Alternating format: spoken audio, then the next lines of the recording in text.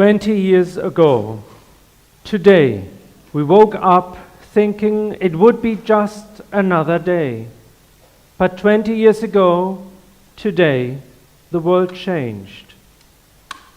20 years ago, today, the world changed for almost 3,000 people murdered on planes at the World Trade Center and the Pentagon, for their families and communities.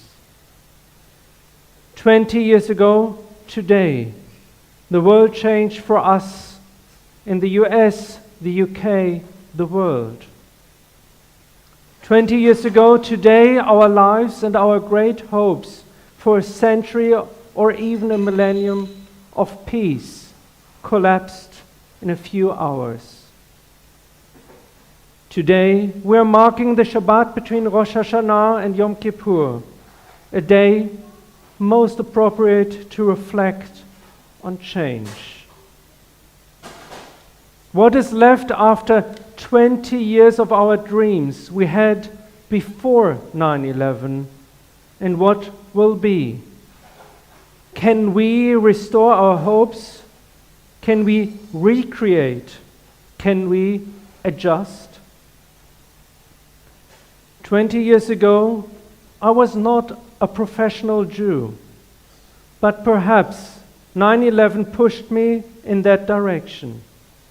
20 years ago was a day where I felt lost and shocked. 20 years ago, my world changed too. 20 years ago, I left our apartment in Munich early in the morning. It was only a few days before the book fair in Frankfurt, and we had several meetings on the agenda in our publishing house for this day to prepare for the book fair. Chaim lived that time in Philadelphia, and we had our routine to talk usually around lunchtime for some minutes.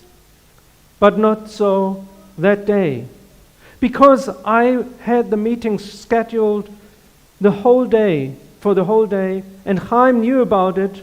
I wasn't expecting a call.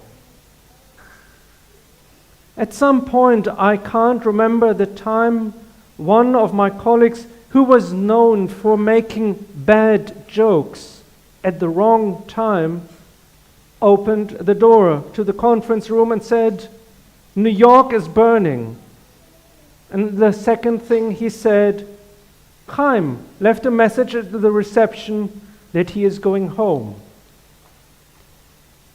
Weird combination, which made only sense after we switched on the TV in the conference room. The meetings were over and everyone went to their computers, but at this time the internet had already collapsed. Of course, I tried to call Chaim, but to no avail. For your information, our apartment in Philadelphia at that time was only 1 block away from the big skyscrapers downtown Philly. With all the pictures that were broadcasted into our homes via the TV in an endless loop, and the spare information available that also spoke about one plane which was heading towards Philadelphia missing, my day was over. I left the office to go home. Should Chaim try to call, it was better to be at home. Several hours later, he called, a relief. But the hours in between are burned into my memories, and the pain is still real. And this is what I felt, thousands of miles away. Thankfully, no one I knew lost their life.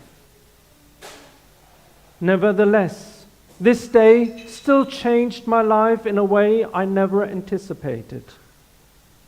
That day, the way how people saw me changed.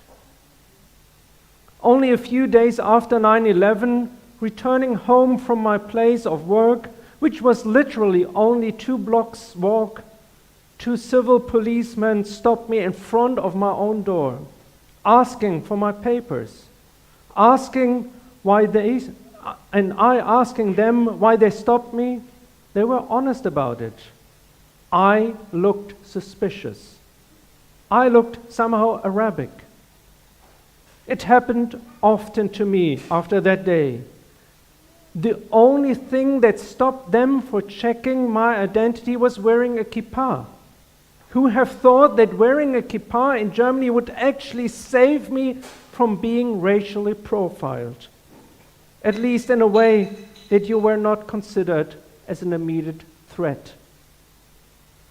20 years ago, everyone who was looking different was considered either a threat, a terrorist, or not. Many times I ended up to be seen as the first, and it wasn't fun.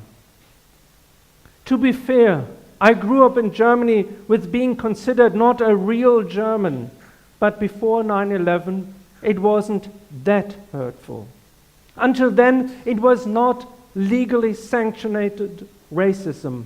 It was only the usual day-by-day racism.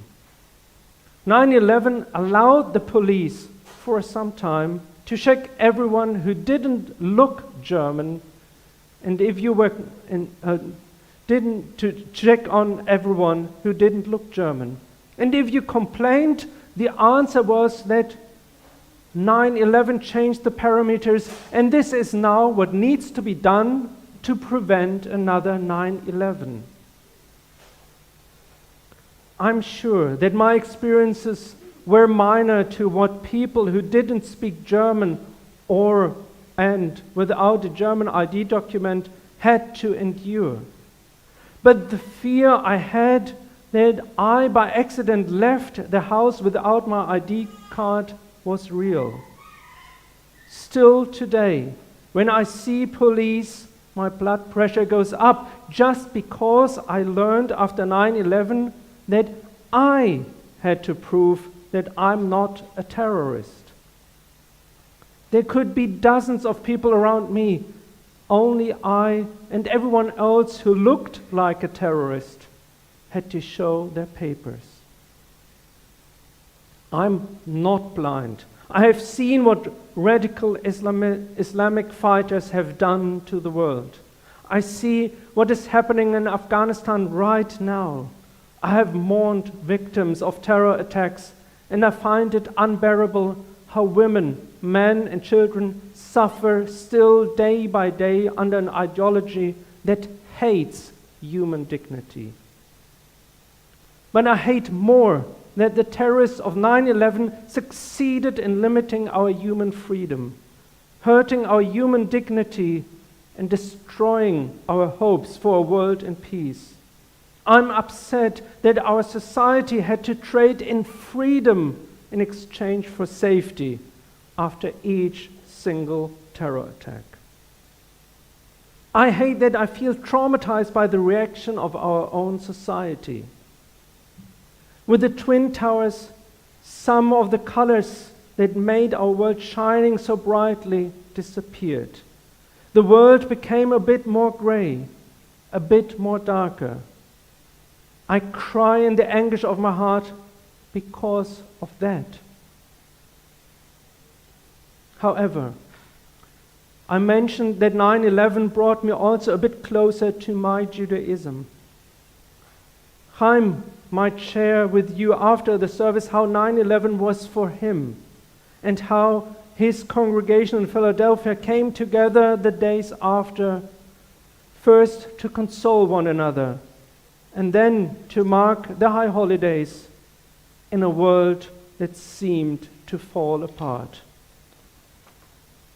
Also, in faraway Munich, the community got closer together, and the teaching of repairing the world after such a catastrophe still rings in my ears, outbalancing the human disappointments of the weeks and months after. I understood that it is on me and everyone else around me to restore human dignity. I can mourn the many times I felt hurt and feel diminished because of political agendas or pure racism or anti-Semitism, It happened and it will happen again. But I learned that I can comfort someone who was hurt. I can restore hope. I can recreate dreams. And that I can bring healing. Yes, the terrorists of 9/11 accomplished to take away liberty in a hurtful way and human dignity with their heinous acts. But they have not won. And my Judaism teaches me not to let them win. Tikkun olam is a real thing. And as long as we see in other human beings, as long as we see in others a human being, they cannot win. As long as we don't treat others who don't look, act, love, pray, or whatever like us automatically as threats and evil, they cannot win.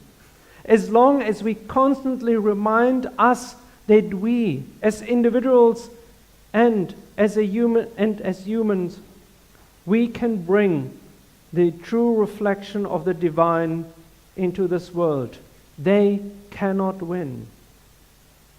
In my Rosh Hashanah sermon, I spoke about creating spaces where people not only feel welcome, but safe too, and where they truly belong, regardless of their origin, the way of being Jewish, or whatever. With every step we go towards the other, we bring back the color that disappeared on 9/11. And hopefully the world will shine in all its diversity again, soon in our days.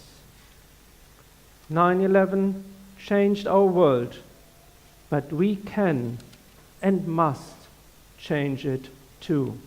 Gema Hatima Tova.